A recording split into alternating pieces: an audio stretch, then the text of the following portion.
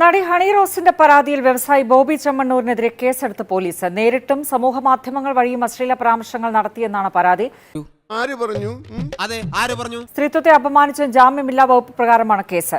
സമാനമായ രീതിയിൽ പരാമർശം നടത്തുന്നവർക്കെതിരെയും ഉടൻ പരാതി നൽകുമെന്ന് നടി പ്രതികരിച്ചു.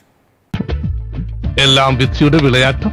ബോബി ചെമ്മണ്ണൂരിനോട് പണത്തിന്റെ ഹുങ്കിൽ വിശ്വസിക്കൂ, എന്നാൽ താൻ ഇന്ത്യൻ നിയമവ്യവസ്ഥയിൽ വിശ്വസിക്കുന്നുവെന്നും നിയമ പോരാട്ടം തുടരുമെന്നും ഹണി റോസ് ഫേസ്ബുക്കിൽ കുറിച്ചു.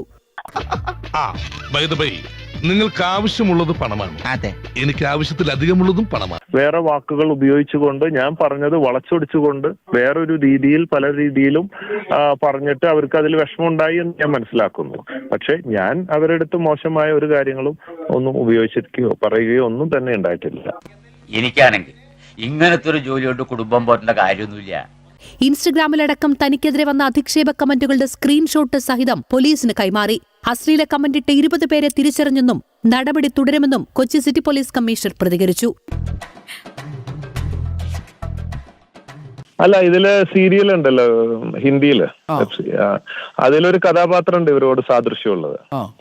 അപ്പൊ അവരുമായിട്ട് ഞാൻ പറഞ്ഞു, അതിന്റെ ഒരു സാദൃശ്യം ഞാൻ പറയുകയുണ്ടായി. പക്ഷെ അത് അവര് ആ സെൻസിൽ തന്നെ എടുത്തിട്ടുള്ളായിരുന്നു. ഒന്നിൽ കൂടുതൽ തവണ പറഞ്ഞു. അല്ല, അതൊരു പ്രാവശ്യം പറഞ്ഞുള്ളൂ. പിന്നെ അടുത്ത ഇനാഗ്രേഷൻ ഇതുപോലെ വേറെ എന്തോ ഒരു കാര്യം പറയുകയുണ്ടായി. തോന്നി അതങ്ങനെ വരൂ, അതങ്ങനെ സംഭവിക്കൂ, ഈ ലോകത്തിന്റെ ഒരു പോക്കേ. സ്ഥിരമായിട്ട് ഇങ്ങനെ ഉപമകൾ ഇങ്ങനെ പറയേണ്ടത് ഒരു സാഹചര്യം ഉണ്ടായിരുന്നോ ബോബി ചെമ്മണ്ണൂർ? അതായത് അവർക്ക് അത്ര കംഫർട്ടബിൾ അല്ല എന്ന് തോന്നിയ സാഹചര്യത്തിൽ കുറച്ചുകൂടെ മാന്യതയോടെ സംസാരിക്കണം.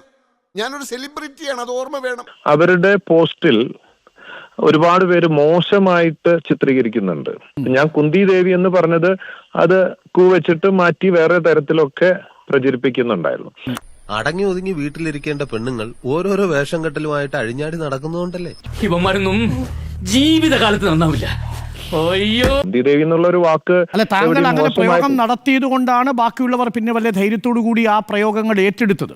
അപ്പൊ അങ്ങനെ ഒരു പ്രയോഗം താങ്കൾ അറിഞ്ഞോ അറിയാതെയോ നടത്തിയത് അതിനൊരു കാരണമായിട്ടുണ്ടെങ്കിൽ അവരോടൊരു സോറി പറയാമായിരുന്നില്ലേ?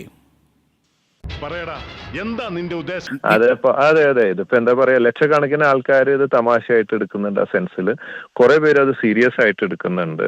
രണ്ട് പക്ഷം അല്ലെങ്കിലും പണക്കാരെയും ഫേമസ് ആയവരെയും ബഹുമാനിക്കാൻ ഈ മലയാളി കിഴങ്ങന്മാർക്ക് അറിയില്ല.